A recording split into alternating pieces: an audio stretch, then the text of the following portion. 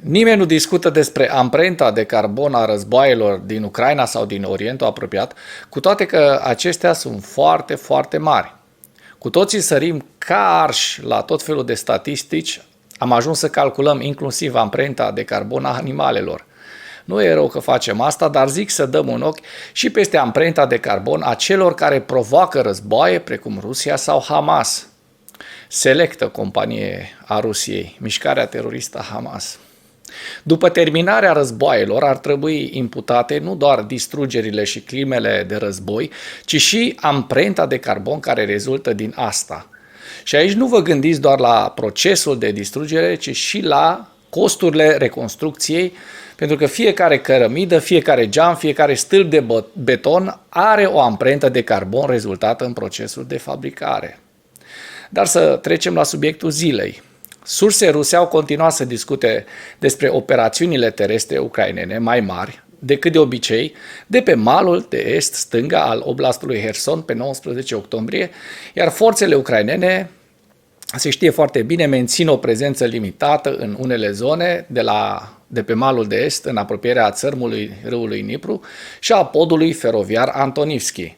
O importantă voce din mediul online rusesc, care a inițiat discuțiile rusești despre atacurile ucrainene de pe malul de est pe data de 18 octombrie, a susținut pe 19 octombrie că două grupuri ucrainene de sabotaj și recunoaștere ale unei brigăzi de infanterie navală ucraineană au traversat râul Dnipru, au copleșit trupele ruse din zonă și au câștigat un punct de sprijin în satul Crânchi, la 30 de kilometri est de orașul Herson și la aproximativ 2 km de interiorul malului râului Dnipru.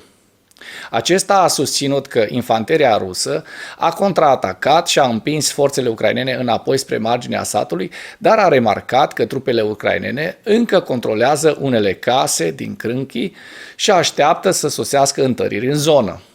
Un alt blogger militar rus a susținut că forțele ucrainene au folosit mai multe trupe în atacurile asupra Crânchi decât în atacurile anterioare. De asemenea, statul major ucrainean a recunoscut în mod tacit operațiunile ucrainene pe malul de est și a raportat pe data de 19 octombrie că loviturile aeriene ruse au lovit Pișanivka, ceea ce implică că forțele ucrainene operau în oraș.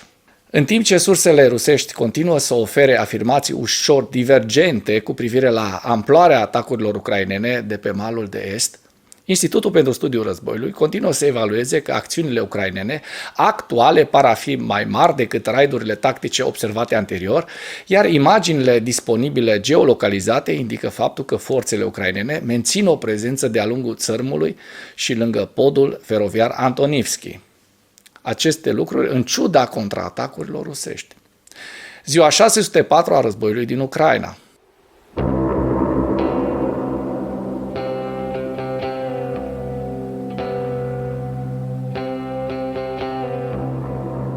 Imaginile din satelit publicate pe data de 18 octombrie sugerează că lovitura ucraineană Attackams asupra aerodromului orașului Luhansk a avariat probabil mai multe elicoptere pe data de 17 octombrie, iar surse ucrainene și surse rusești au amplificat imaginile prin satelit care arată consecințele atacului ucrainean asupra aerodromului din orașul Luhansk.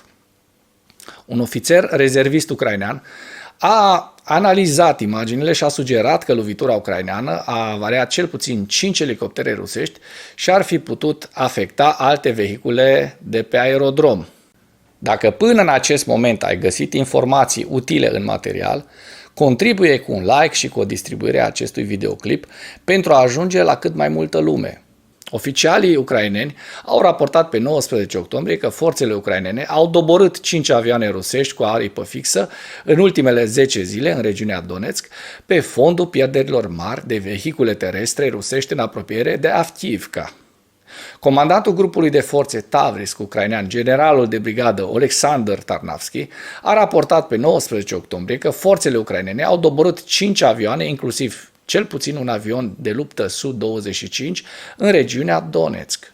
Purtătorul de cuvânt al grupului de forțe ucrainean Tavris, colonelul Oleksandr Ștupun, a declarat că forțele ruse folosesc în principal avioane de atac pentru a efectua lovituri aeriene, dar că avioanele sunt ineficiente la distanță, folosind aeronave rusești să zboare mai aproape de linia frontului și ducând la pierderea a 5 avioane în 10 zile. Ștupun a raportat că forțele ruse operează de asemenea avioane de luptă Su-34 și Su-35 în direcția Tavrisk, dar că forțele ruse nu zboară cu aceste avioane în apropiere de linia frontului de teama apărării antiaeriene ucrainene. Forțele ruse au suferit în special pierderi de vehicule a cel puțin 45 de tancuri și vehicule blindate, în valoare de cel puțin un grup tactic de batalion în primele zile ale efortului ofensiv de lângă Avdiivka. Anunțul lui Tarnavski indică faptul că forțele ruse continuă să plătească un cost foarte mare de echipamente militare pentru a sprijini efortul în curs de desfășurare a frontului de la Avdiivka, iar pierderile continue vor continua să încetinească ritmul de avans al Rusiei în zonă. Forțele ucrainene au înaintat la sud de Bahmut și în vestul regiunii Zaporojie, pe fondul operațiunilor de contraofensivă continue, pe data de 19 octombrie. Un soldat ucrainean a declarat că forțele ucrainene au obținut un succes în apropiere de Klishchiivka, la 7 km sud-vest de Bahmut, Andriivka, la 10 km sud-vest de Bahmut și Kurdiumivka, la 13 km sud-vest de Bahmut.